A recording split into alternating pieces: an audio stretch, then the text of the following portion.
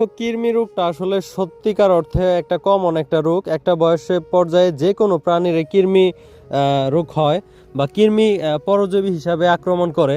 তো যাই হোক, কৃমি নিধনের জন্য সবচাইতে ভালো মেডিসিন হচ্ছে প্যারাবেট, যেটা স্কিনের মধ্যে দেখতে পারতেছেন। তো এইটা শুরুতে আপনাদেরকে যেটা করতে হবে, অবশ্যই এটা প্রয়োগের জন্য আপনাদের মুরগির বয়স 2 মাস প্লাস হতে হবে, যে কোনো মুরগির। এটা প্রয়োগের জন্য আপনারা প্রথমেই যেদিন প্রয়োগ করবেন ওই দিন রাত্রেবেলা কোনো প্রকার খাবার এবং পানি দেওয়া যাবে না। কোনো প্রকার খাবার এবং পানি দেওয়া যাবে না। আর কৃমি রোগের চিকিৎসার জন্য সবচাইতে উপযুক্ত সময় হচ্ছে ভোরবেলা, যত সকালে আপনি দিতে পারেন। তারপরে এখান থেকে এই প্যাকেটটা থেকে প্রতি লিটার পানিতে 1 গ্রাম করে ওষুধ নিয়ে আপনাদের মুরগি যে পরিমাণে আছে ওই পরিমাণে, যে পরিমাণ খাইতে পারে আর কি, প্রতি লিটার পানিতে আবারও বলতেছি 1 গ্রাম করে, অথবা 1.5 গ্রাম, এর উপরে যাতে না হয়। এখন অনেকে মাপটা বুঝেন না, আমি একটু আরও ক্লিয়ার করে দেই।